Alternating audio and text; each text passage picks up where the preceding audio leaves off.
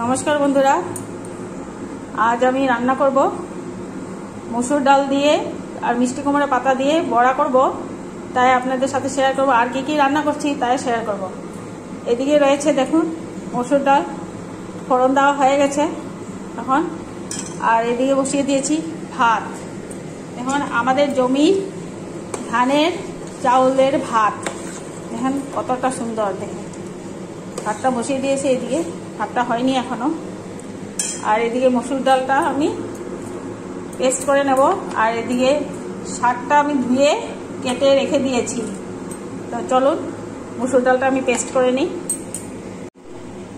এদিকে আমার ডালটা পেস্ট করা হয়ে গেছে, এই যে ডাল পেস্ট করে নিয়েছি। এখন এই কুমড়ো শাকের সঙ্গে মিক্স করব ডালের পেস্টটা।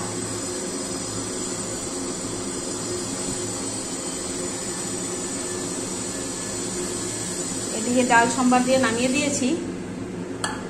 আর এদিকে দেখুন ডাল দিয়ে দিয়েছি কুমড়ো শাকের মধ্যে।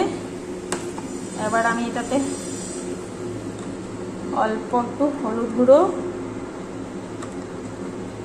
অল্প একটু লাল লঙ্কার গুঁড়ো, আর এদিকে অল্প একটু স্বাদ মতো নুন দিয়ে দেব।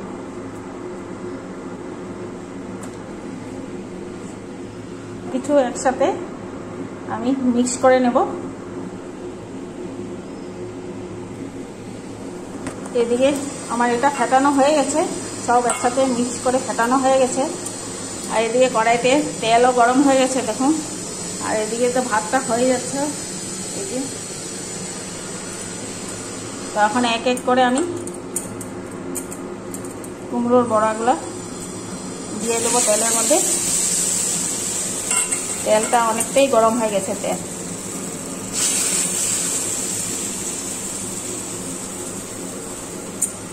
অল্প অল্প করে বড়াগুলো দিয়ে দেবো।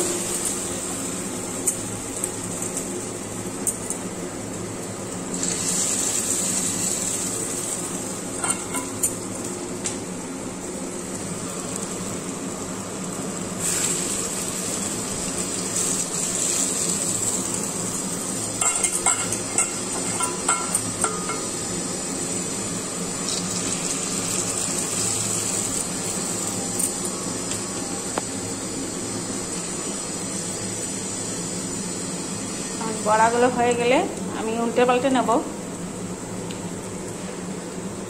এই যে বড়াগুলো আমি এখন উল্টে নেব। দেখুন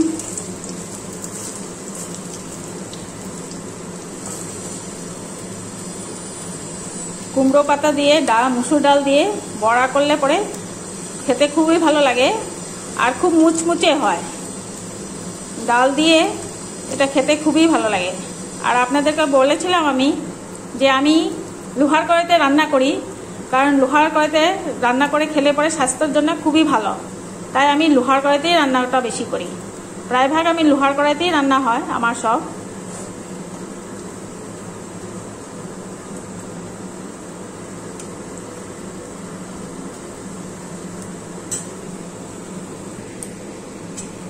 দেখুন উল্টে পাল্টে দিয়ে আমি বড়াগুলো সব ভেজে নিয়েছি। এখন নামিয়ে নেব এক এক করে।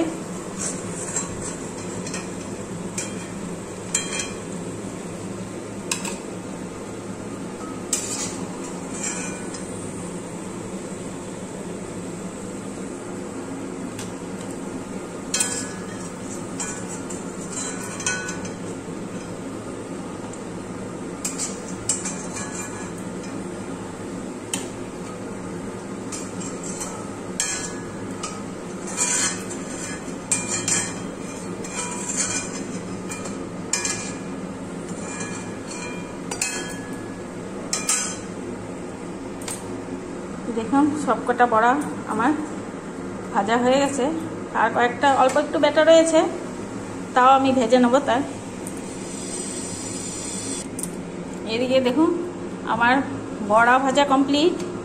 এখন আমি অল্প আম দিয়ে টক বানাবো, তাই আমি আমটা কেটে রেখে দিয়েছি। তো এখন কড়াইতে তেল তো রয়েই গেছে, তো সেই তেলের মধ্যে আমি দিয়ে দিব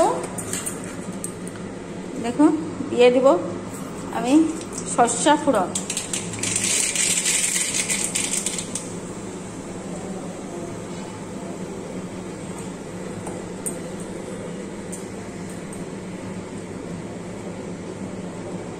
তারপর দিয়ে দিব কেটে রাখা আমগুলো।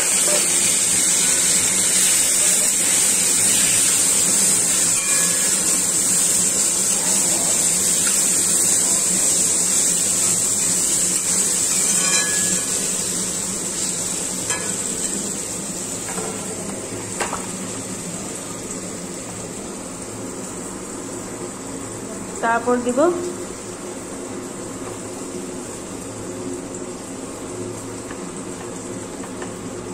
অল্প একটু হলুদ গুঁড়ো, অল্প একটু লঙ্কা গুঁড়ো,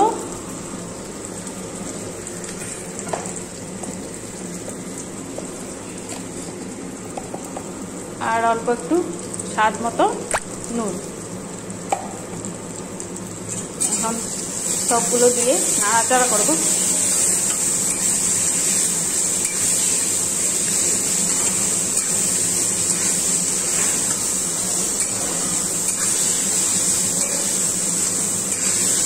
অল্প একটু নাড়াচাড়া করে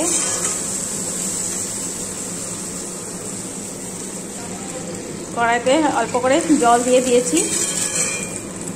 আমার যেহেতু লোহার কড়াই, সেই জন্য একটু খুন্তি দিয়ে নাড়াচাড়া করলে পরে খুব বেশি শব্দ হয়, শব্দটা অনেকটা বেশি হয়ে যায়। তাতে আপনারা কিছু মনে করবেন না। আর আমি নতুন করে ব্লগ বানাচ্ছি, ব্লগ বলেন, শর্ট ভিডিও বলেন, যাই বলেন আর কি, তাই বানাচ্ছি। আপনারা আমার সাথে থাকবেন, আমাকে একটু হেল্প করে দেবেন।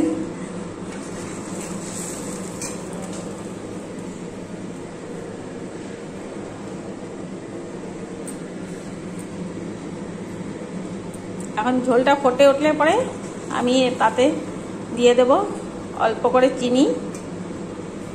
এখন ঝোলটা একটু ফুটো, দেখুন টকটা প্রায় হয়ে আসছে। আমি এখন চিনি দিয়ে দেব, স্বাদ মতো আমি চিনি দিয়ে দিয়েছি।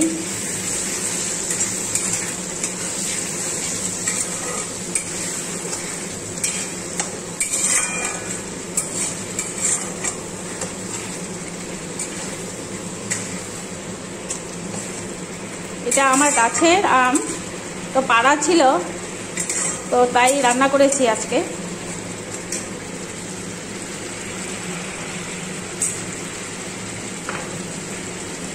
আর সাথে একটা অন্য জিনিস দিব একটা, এটা আমার সিক্রেট মশলা, এটা হয়েছে দারচিনি গুঁড়ো।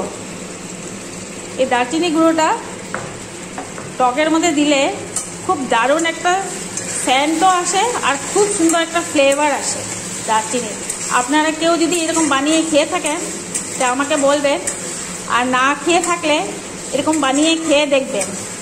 খুব সুন্দর একটা ফ্লেভার আসে দারচিনি, আর খুব সুন্দর একটা সেন্টও আসে, খেতে খুব দারুণ লাগে। এখন কালারটা দেখুন কি সুন্দর কালার এসছে, দেখুন কালারটা দেখুন কি সুন্দর হয়েছে। আমি বেশি মানে ঝোল রাখবো না, একটু আঠা আঠা করে বানাবো এটা, কারণ টকটা একটু আঠালো ভাব হলে খেতে খুব ভালো লাগে। দেখুন আমার টকটা রান্না করা হয়ে গেছে কমপ্লিট। এখন দেখুন কালারটা কি সুন্দর এসছে আর আঠালো ভাব হয়েছে, খেতে ভীষণ দারুণ লাগে। এই দারচিনি গুঁড়ো দিয়ে টক রান্না করলে খুবই ভালো লাগে। তো আজ আমার রান্না বান্না শেষ। এখানে দেখেন, এখানে ডাল রয়েছে, মুসুর ডাল, আর এখানে টক, আর এদিকে মিষ্টি কুমড়ের পাতা দিয়ে মুসুর ডাল দিয়ে বড়া করেছি, আর এখানটা রয়েছে ভাত, আমার জমির ধানের চাউলের ভাত। এই ছিল আজকে রান্না বান্না। আপনাদের যদি ভালো লাগে তো লাইক ও সাবস্ক্রাইব করবেন এবং আমার পাশে থাকবেন। নমস্কার।